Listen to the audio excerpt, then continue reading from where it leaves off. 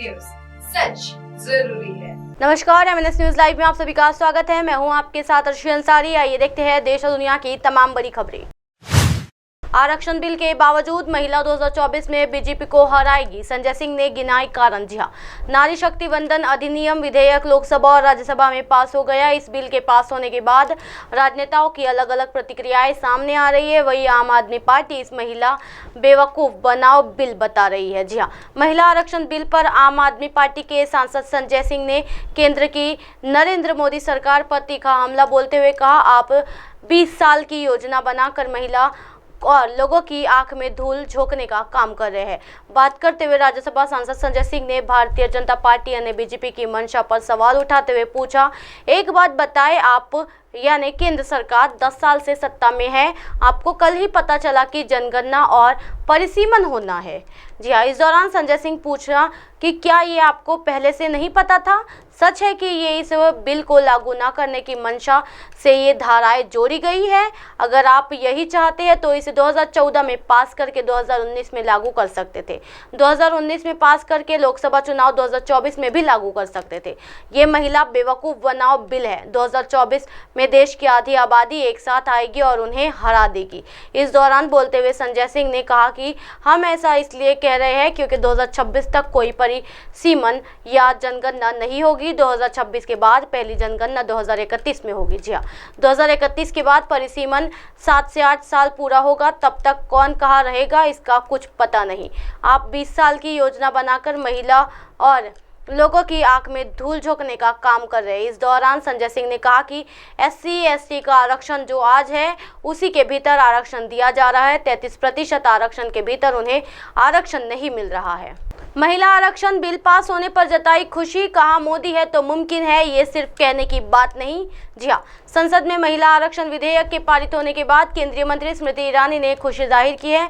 इस ऐतिहासिक पल के लिए उन्होंने सभी की सराहना की है। उन्होंने प्रधानमंत्री नरेंद्र मोदी की खासतौर पर सराहना करते हुए कहा कि यह उपलब्धि ये दिखाती है कि मोदी है तो मुमकिन है का महज एक कहावत नहीं है। दरअसल लंबे समय से इसे कानून की मांग की जा रही थी।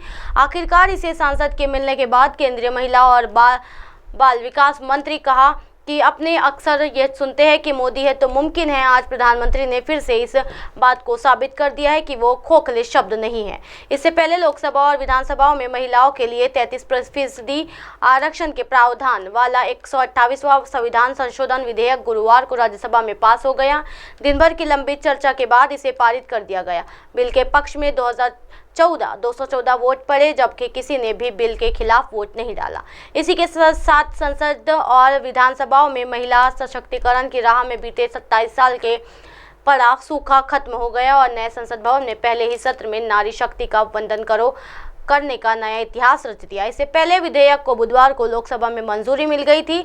लोकसभा ने भी इस बिल को 2/3 बहुमत के साथ पास किया था। इसके पक्ष में 454 और विरोध में 2 वोट पड़े थे।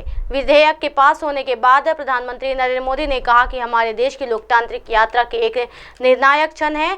140 करोड़ भारतीयों को बधाई। मैं उन सभी राज्यसभा सांसदों को धन्यवाद देता हूं जिन्होंने नारी शक्ति वंदन अधिनियम के लिए वोट किया। इस तरह का सर्वसम्मत समर्थन वास्तव में खुशी देने वाला है। संसद में नारी शक्ति वंदन अधिनियम के पारित होने के साथ हम भारत की महिलाओं के लिए मजबूत प्रतिनिधित्व और सशक्तिकरण के युग की शुरुआत करते हैं। उन्होंने कहा कि ये महज एक विधान नहीं है, ये उन अनगिनत महिलाओं को श्रद्धांजलि है जिन्होंने हमारे देश को बनाया है। भारत उनके लचीलेपन और योगदान से समृद्ध हुआ है। जैसा कि हम आज मनाते हैं, हम अपने देश की सभी महिलाओं की ताकत, साहस और अदम्य भावना की याद आती है। ये ऐतिहासिक कदम ये सुनिश्चित करने की प्रतिबद्धता है कि उनकी आवाज़ को और भी अधिक प्रभावी ढंग से सुना जाए। जी हाँ, क्या है महिला आरक्षण विधेयक? पिछले 2 दशक से अधिक समय से शायद ही कोई संसद सत्र होगा जिसमें महिला आरक्षण की बात ना उठी हो। इस बार दोनों सदनों से पास हुआ बिल संविधान संशोधन विधेयक है, जिसे नारी शक्ति वंदन अधिनियम नाम दिया गया है। जी हाँ, इसके अंतर्गत लोकसभा और राज्य विधानसभाओं में महिलाओं के लिए 33% सीटों पर आरक्षण का प्रावधान है। इसी 33% में से 1/3 सीटें अनुसूचित जाति और जनजाति की महिलाओं के लिए आरक्षित की जानी है। इसी तरह की दिन भर की तमाम बड़ी खबरों से फिर कराऊंगी आपका रूबरू। तब तक के देखते रहिए एमएनएस न्यूज नेटवर्क। मेरे साथ ये निर्शा अंसारी के साथ नमस्कार।